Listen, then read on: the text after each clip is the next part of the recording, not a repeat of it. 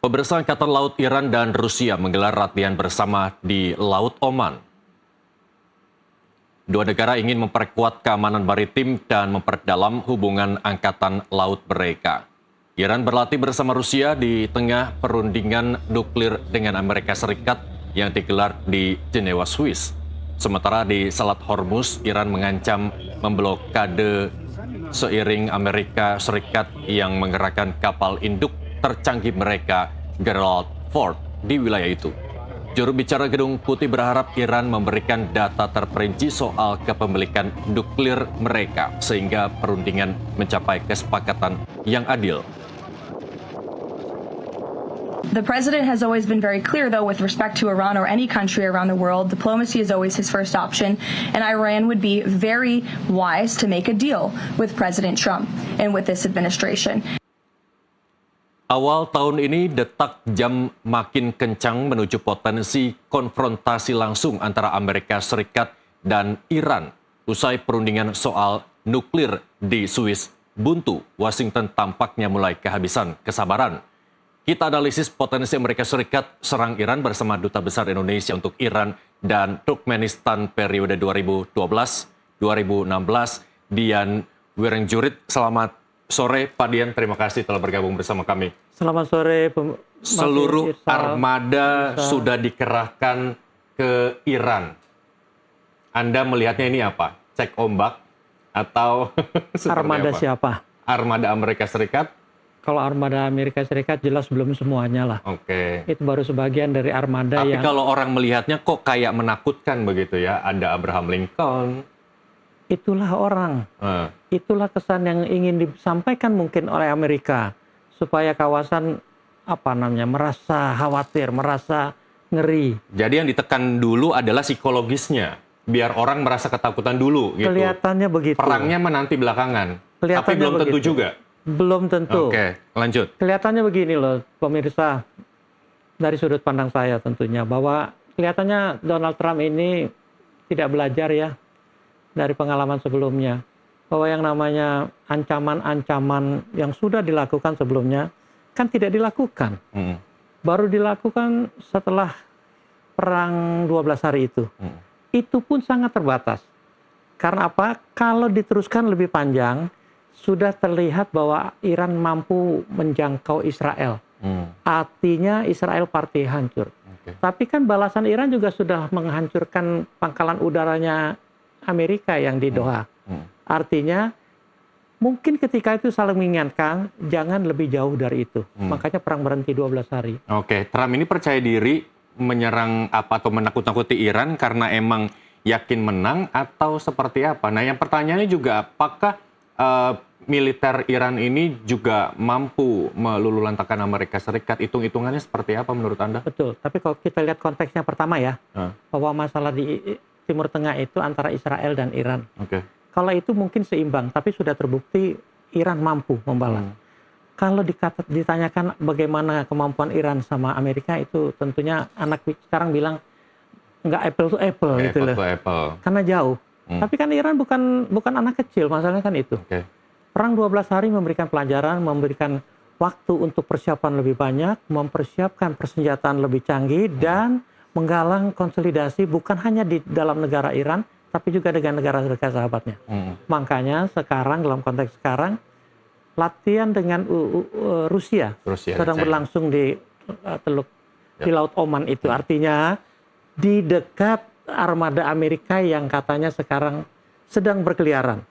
Tapi kalau tadi di tayangan itu dikatakan bahwa sudah mengerahkan kapal Gerald Ford yang terbesar dan tercanggih ke Laut Oman, rasanya belum. Gerald Ford masih ada di Laut Tengah kayaknya.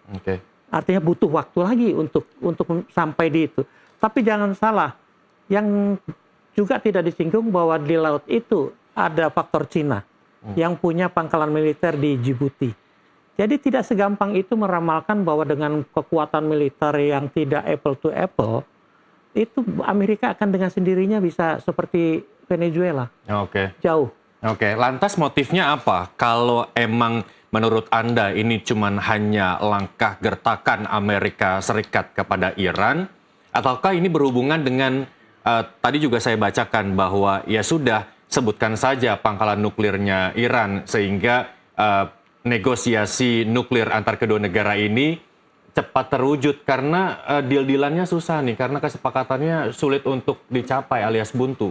Tolong melihatnya begini, Iran belum punya pangkalan senjata nuklir. Kenapa didesak oleh Amerika Serikat untuk tetap membuka pangkalan nuklirnya? Yang ada fasilitas nuklir. Oke. Fasilitas nuklir, pemirsa, mohon dipahami ya, tidak dilarang oleh perjanjian internasional yang namanya non-proliferasi treaty itu.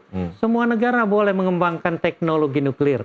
Hanya ketika pengayaannya sudah melampaui ambang, dikhawatirkan bisa menjadi senjata nuklir. Iran juga sangat-sangat paham dengan perjanjian itu karena Iran adalah negara pihak. Tapi kalau dilihat fasilitas nuklir Iran tidak seperti Irak. Irak dulu hanya satu. Ketika diduga membuat senjata nuklir, fasilitas itu diserang, selesai. Iran fasilitas nuklirnya ada. Kalau yang disebutkan dalam concernnya Amerika itu sekitar 7. Tapi fasilitas nuklir pendukungnya itu mungkin ada 30-an itu. Oke, itu yang ditakuti Amerika Serikat? Itu yang ditakuti Amerika Serikat, tidak serangan 12 hari perang itu. Yang katanya bunker busternya Amerika sudah membom fasilitas Natan dekat Isfahan, ternyata tidak ada nuklirnya. Tidak ada radiasi yang keluar. Artinya apa? Nuklir itu tersebar dan Iran juga punya strategi. Oke, kenapa setiap negara boleh, kenapa Amerika Serikat tidak mengambil langkah seperti Iran kalau memang akan ada perang nuklir antar kedua negara ini begitu? Itu yang harus dipertanyakan bukan hanya oleh kita, masyarakat dunia. Korea Utara yang jelas punya senjata nuklir, akhirnya Amerika diam saja. Dulu kan ditekan dengan sanksi dengan segala macam. Pangkalan militer terbesar di Pasifik di Jepang dulu dipersiapkan, di Korea disiapkan. Tapi begitu Korea Utara melemparkan rudal-rudalnya melampaui Jepang, Amerika sekarang diam. Bahkan sudah mau bertemu dengan Kim Jong-un. Sekarang pertanyaannya, buat saya perjanjian yang sekarang sedang berlangsung itu tidak akan bisa jalan selama Amerika merasa di atas. Karena sebuah perjanjian internasional harus dirundingkan dalam posisi semua pihak harus setara. Buat saya, kalau memang punya niat baik dan tadi dikatakan oleh juru bicara yang perempuan itu bahwa diplomasi tetap nomor 1 buat Amerika, wah hebat itu. Trump silakan bertemu sama Ali Khamenei. Lebih langsung daripada sekarang membual di dunia akan serang menyerang sampai sekarang nggak ada. Dunia sudah tidak akan percaya. Oke, wajar nggak Pak Dian kalau Amerika Serikat ini ibaratnya sedang berada di pengaruh Israel, karena Israel dan Iran yang sebenarnya punya latar belakang perang begitu ya, latar belakang konflik. Terlebih Israel kemarin sudah bergabung dalam BOP. Sebagai penemu BOP, Amerika Serikat terutama Donald Trump kan akan melakukan apa saja demi anggotanya, bukan begitu? BOP konteksnya lain ya, agak berbeda. BOP khusus Gaza nih. Bahwa perang itu Iran juga dalam rangka membela Gaza itu satu hal. Tapi tidak ada kaitan langsung dengan sekarang armada Amerika yang katanya mulai mengancam. Karena itu tujuannya nuklir Iran. Dan nuklir Iran itu satu belum terbukti. Kedua bukan urusan Amerika sebenarnya kalau mau. Urusan Amerika di Timur Tengah ini, maaf, sebenarnya bukan hanya urusan Iran. Kalau mau jujur, ada sumber daya yang sampai 50 tahun ke depan masih akan jadi rebutan dunia, minyak dan gas. Belum lagi urusan bahwa Timur Tengah lah pasar senjata Amerika yang paling besar. Military Industrial Complex Amerika, industri militer Amerika, tidak akan bisa berjalan penuh kalau senjata-senjatanya tidak laku. Baik misal maupun kapal terbang, apalagi kapal-kapal laut dan sebagainya. Timur Tengah pasarnya. Timur Tengah lah banyak sekutunya Amerika, pengguna. Karena apa? Di Eropa sekarang sudah mulai kehilangan kepercayaan terhadap Amerika. Eropa pun sekarang sudah mampu mengembangkan senjatanya sendiri. Kemana lagi mencari pasar selain Timur Tengah? Yang akan dijadikan sasaran untuk bahasa anak sekarang membuli adalah Iran. Kalau tadi Anda yakin bahwa ya Iran memang belum ada pangkalan nuklir, tapi ada fasilitas nuklir. lagi mana itu intelijen Amerika Serikat ngomong ke negaranya bahwa Iran punya pangkalan nuklir, sehingga ini menjadi apa ya? Semua isu ini kan politik. Tolong jangan dilupakan. Saddam Hussein Irak pernah diduga memiliki storage yang berisi senjata pemusnah massal. Artinya nuklir, biologi, dan kimia. Data-datanya dipajang di PBB. Menteri Luar Negeri Colin Powell sama Jenderal siapa itu memaparkan. Ini bukti bahwa ada foto-foto Irak sudah menyimpan senjata. Begitu diserbu tidak ada tuh. Artinya apa? Politik. Mungkin itu membuat dunia jadi khawatir, mungkin Amerika jadi khawatir masyarakatnya, supaya produksi jalan terus senjatanya. Nah, di Iran tidak pernah terbukti. Buat saya begini, yang dikhawatirkan oleh Amerika sebenarnya, kalau saja Iran benar mampu, sekarang itu tinggal merakit Iran itu. Itulah yang namanya breakout point. Breakout point itu begitu disatukan itu jadi senjata. Misalnya siap, payloadnya siap, roketnya siap. Itu sekarang masih disebar. Dulu payload itu ada payload time, breakout time itu sekitar 6 bulan. Sekarang mungkin 2 minggu bisa bikin tuh. Memang kalau dilihat polanya Amerika Serikat ini propagandanya oke ya Pak Dian ya. Kalau salah tolong koreksi. Sebelumnya bahwa Iran berupaya untuk mati-matian membuat masyarakat tenang dengan meminimalisir jumlah korban, tapi justru Amerika lebih membongkar bahwa korban yang meninggal ini lebih besar daripada apa yang dikeluarkan oleh media begitu. Korban di mana? Korban yang di Iran atau korban yang di dampak konflik ini? Waktu perang itu. Waktu perang? Waktu perang. Kalau perang begini. Tolong lagi dilihat, perang itu 12 hari itu buat saya tadi, Mas Irsal betul sekali, menerangkan seperti test the water. Ternyata Iran bisa melawan dan bisa menjangkau, makanya berhenti, karena kalau diteruskan parah. Tapi di perang itu saja, kenapa disebut tes? Misal yang diluncurkan dari Israel ke Iran dan Iran ke Israel, sebagian besar jatuhnya di tempat yang masih sedikit penduduknya atau jarang penduduk. Belum mencapai kota-kota besar atau di Iran atau di Israel. Artinya itulah test the water. Bahwa kalau mau tinggal diarahkan ke kota kan begitu. Nah, kalau dibilang korban jatuh, Iran mengakui jelas ada korban. Karena yang bekerja di fasilitas nuklir itu bukan hanya militer, tapi civilian. Dan Iran, kalau saya pernah di sana, yang namanya Natanz itu, yang diserang itu, memang hanya 30 kilo dari Isfahan. Itu kota turis, kota padat. Kalau itu dibelokkan sedikit, bisa sana urusannya lebih panjang. Jadi kalau korban dikatakan memang diakui banyak, ya itulah yang dilakukan Israel menggunakan bunker buster, teknologi yang paling canggih digunakan kok. Di tempat yang bercampur antara fasilitas dan dekat dengan civilian. Tidak bisa dihindari. Kalau tadi Amerika Serikat menurut Anda adalah langkah gertakan, kalau Iran sedang lagi tertawa nggak ketika ada latihan militer bersama Cina dan juga Rusia begitu, sambil ketawa-tawa, lu gertak kok gertak balik gitu. Dilihat dari kerangka itu bisa saja Mas Irsal. Karena apa? Karena Cina dan Rusia sudah menyatakan kalau Amerika sekarang benar nekat lagi, Iran bukan Iran yang bulan Juni lalu, tapi Iran sudah lebih memobilisasi, mengkonsolidasikan kekuatan, dan kami, Cina sudah bilang kami akan di belakang Iran. Artinya apa? Ini menyatukan kekuatan timur ya? Menyatukan kekuatan di timur, betul. Karena Amerika belum pernah menghadapi front seperti ini. Terlalu gegabah. Di mana di Ukraina, beranikah Amerika menyerang Rusia, yang jelas menginvasi Ukraina, yang akan menjadi mitra NATO-nya. Tapi tidak tuh. Di Taiwan, berani nggak Amerika menyerang Cina, yang jelas katanya sudah mengancam Taiwan, mitranya tuh. Tapi di Timur Tengah, Cina jauh, Rusia mungkin dianggap jauh, padahal dalam konteks dunia sekarang, ternyata kapal-kapalnya Cina dan Rusia bisa ikut keluyuran di Laut Arab itu.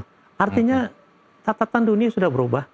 Mungkin cara pikirnya Trump atau penasehat-penasehatnya yang nggak berubah. Yang nggak berubah ya. Berarti termasuk juga ada pola perubahan kepemimpinan pada saat Anda di sana dan saat ini?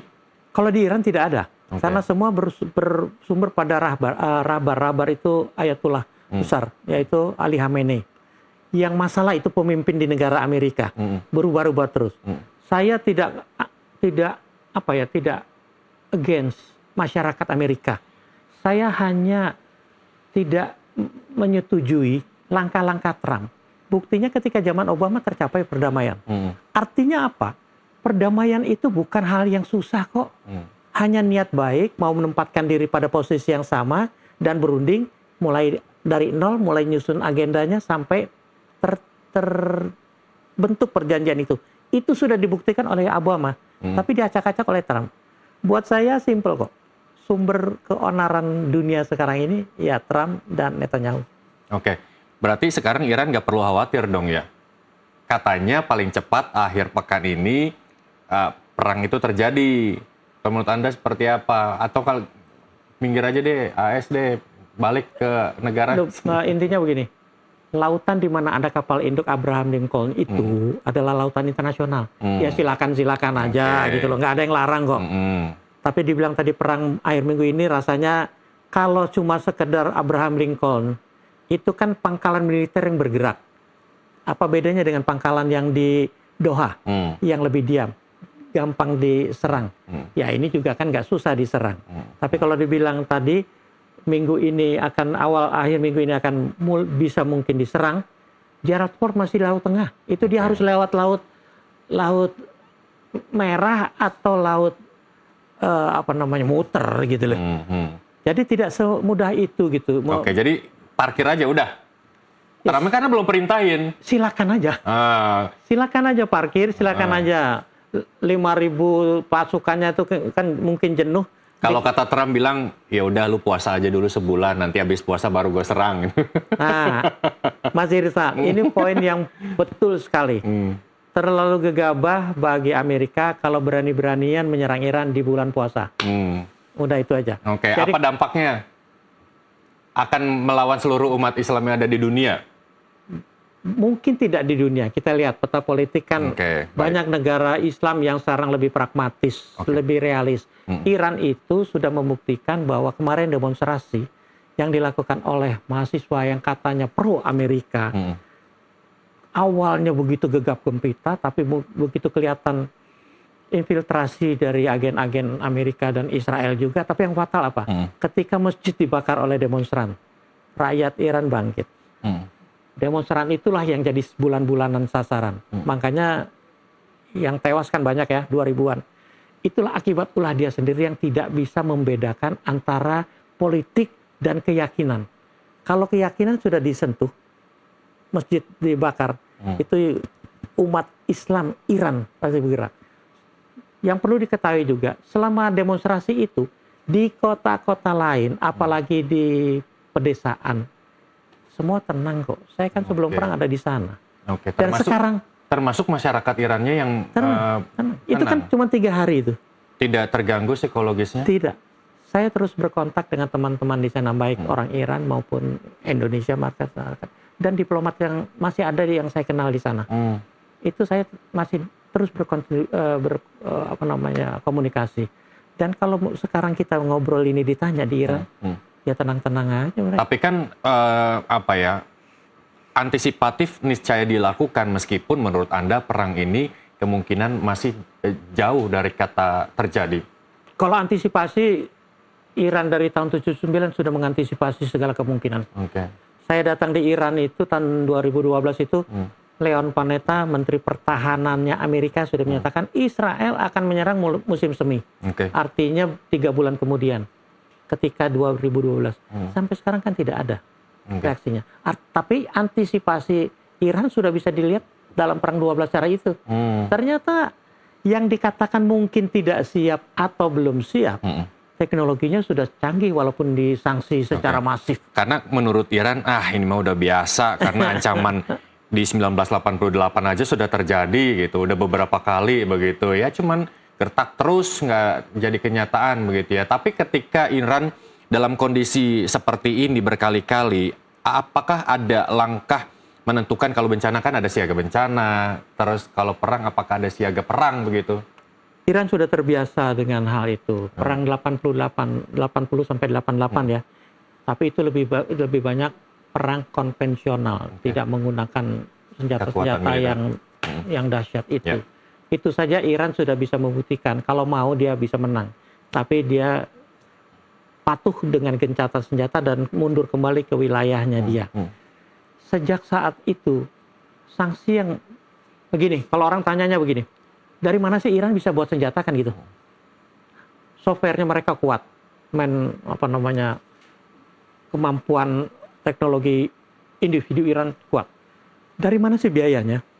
Orang lupa, 4 juta barel minyak Iran sehari, dengan sanksi memang hanya bisa diproduksi 1,5.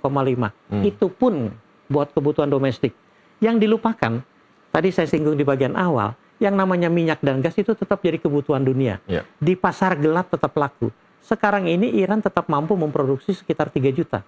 Jadi kalau ditanya 1,5 juta dari tambah 1,5 juta itu, pemasukan Iran tetap tidak terganggu. Makanya Iran tetap, maaf, saya tahu persis, Iran tetap berkembang kok. Kalau main-main ke Iran, tetap lihat pembangunan jalan kok. Yang pasti mereka tetap survive, bukan hanya survive, tapi terus maju dengan perkembangan termasuk teknologinya. Oke, Pak Dian, boleh jadi Iran ini tak gentar dengan gertakan Amerika Serikat, tapi Iran punya kondisi di mana internalnya sendiri bermasalah. Kalau Anda bisa gambarkan sebermasalah apa internal masalah domestiknya Iran hingga saat ini? Masalah domestik Iran yang kerap kali disinggung adalah rezim yang dibilang represif terhadap rakyat. Aduh, saya suka keluyuran Mas Irsal di sana, dan saya keluyuran ke kampung-kampung. Di kampung-kampung itu nggak ada apa-apa. Ya? Belusukan. Pak Dian anaknya ekstrovert ya, nggak bisa diam di rumah ya? Aduh, nggak bisa. Dan saya lihat sendiri bahwa di kampung-kampung itu semua relatif tenang. Kenapa? Kebutuhan dasar manusianya dipenuhi. Apa sih? Sandang, pangan, papan, pendidikan, kesehatan. Itu yang dulu, kata profesor saya di universitas. Sekarang tambah hiburan, tambah teknologi, segala macam. Iran semua tetap menikmati itu. Rakyat di kampung, kita nggak ada krisis, tetap aja kesulitan garam, kesulitan beras, segala macam. Mana ada Iran pernah kesulitan bahan makan? Karena kebutuhan dasar mereka, satu, bahan makan, roti, terigu, terpenuhi. BBM, terpenuhi. BBM di Iran naik nih, Rp500. Rp500? Kita bisa Rp500 nggak, Pak Dian? Silakan kita tanyakan ke kita. Kita turun. Orang BBM naik Rp100 aja, demonstrasinya seperti apa begitu ya. Kita jauh dari kata Iran untuk kesejahteraan. Jauh dari kata Iran. Apalagi industri otomotif Iran yang ketika ditinggalkan oleh negara barat tuh, Prancis, Citroën-nya, Renault-nya, Peugeot-nya keluar, dikira pabriknya akan kolaps. Ternyata diutak-utik sama Iran, tetap berjalan sampai sekarang. Dan Iran menghasilkan produsen terbesar di Timur Tengah soal mobil. Yang namanya Iran Khodro, Saman, Taipa, itu beredar. Bahkan dipakai oleh negara-negara tetangganya tuh, Pakistan, Afghanistan, Irak. Kita nggak ada apa-apa, nggak ada krisis, nggak ada apa. Mobil itu kita. Makanya warga negara kita banyak yang kerja di sana. Sejahtera menurut Anda?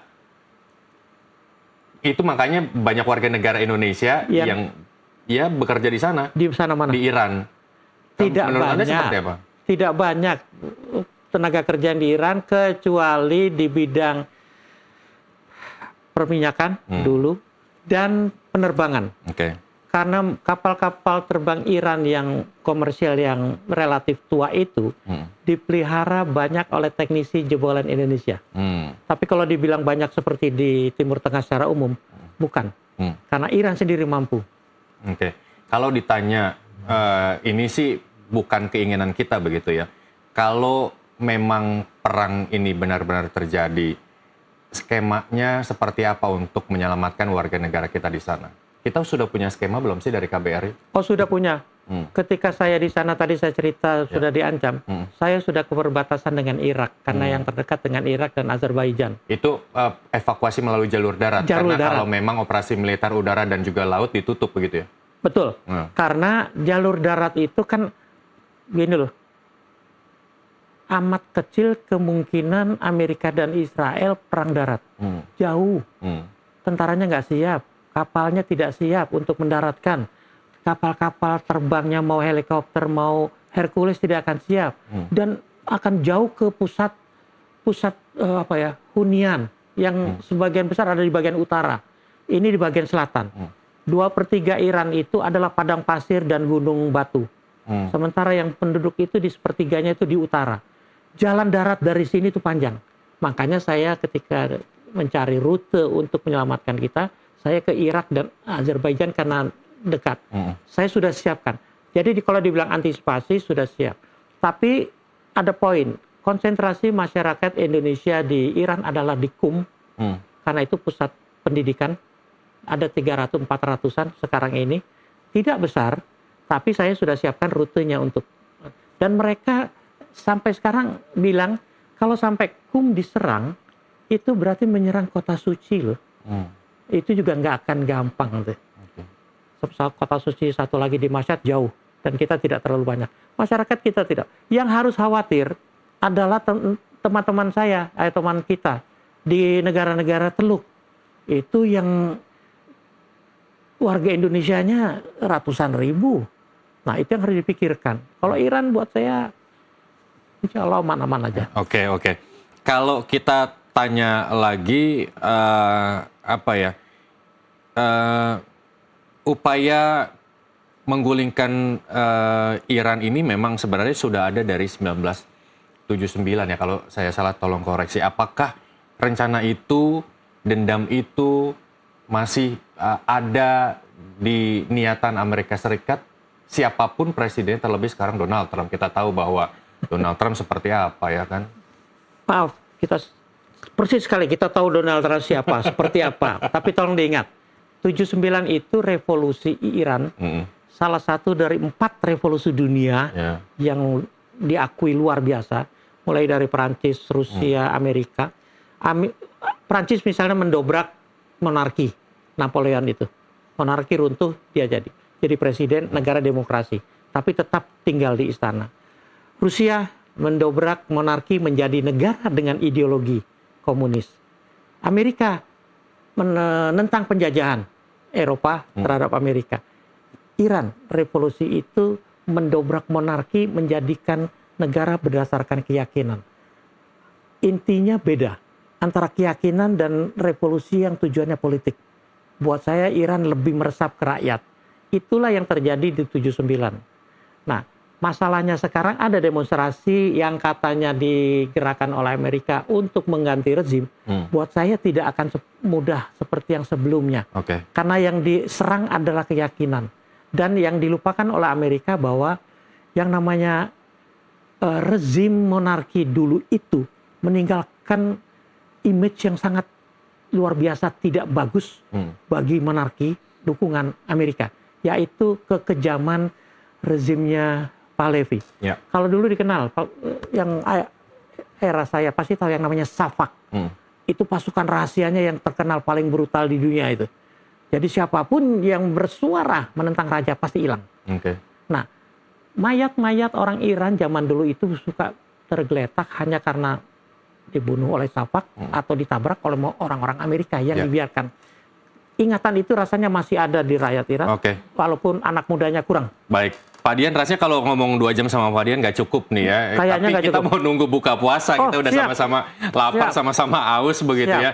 Nah, terakhir mungkin, ini ada kontradiktif ketika Amerika menginisiasi BOP untuk perdamaian Gaza, tapi di sisi lain dia sebagai pencetus perang di Iran. Kalau menurut Anda, ini akan terjadi seperti apa? 2 sisi yang berbeda inisiatif Trump terkait dengan konflik antar negara? Buat saya inisiatif Trump itu nggak tahu dilahirkan dengan dasarnya apa gitu ya. Dasarnya tidak kuat. Kalau BOP hanya dengan membangun Gaza dengan miliaran dolar dikumpulkan akan membangun, belum tentu jalan. Sekarang ini BOP belum jelas mau apa kok. BOP itu ada tahapannya.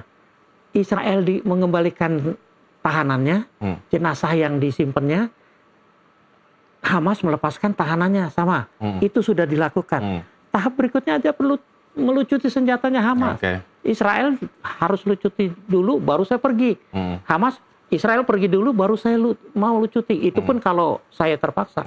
Sampai sekarang belum selesai. Kalau Indonesia mentalnya udah sama-sama Iran belum? Kalau skala 1 sampai 10 Indonesia mentalnya berapa kalau kondisi serupa? Indonesia sama Iran mentalnya? Kalau Indonesia, perbandingan antara Indonesia dengan Iran dengan kondisi dikepung oleh militer Amerika Serikat, kondisi mentalnya 1 sampai 10 berapa Pak Dian? Mungkin nggak sampai 5 kali. Oke, baik. Terima kasih Dian Wirengjure, Duta Besar Indonesia untuk Iran dan Turkmenistan 2012 dan 2016. Terima kasih. Bergabung bersama kami di Dialog NTV Prime. Pemirsa, sejarah mencatat perang jarang terjadi sesuai skenario. Saat armada laut Amerika Serikat siaga dan negosiasi tersendat, dunia hanya bisa berharap akal sehat akan mengalahkan ambisi kehancuran dan fajar kelabu atas konflik baru benar-benar tak pecah. Mewakili rekan Nastiti Lestari dan seluruh kerabat kerja yang bertugas sore ini, saya Muhammad Irsal pamit. Terima kasih dan sampai jumpa.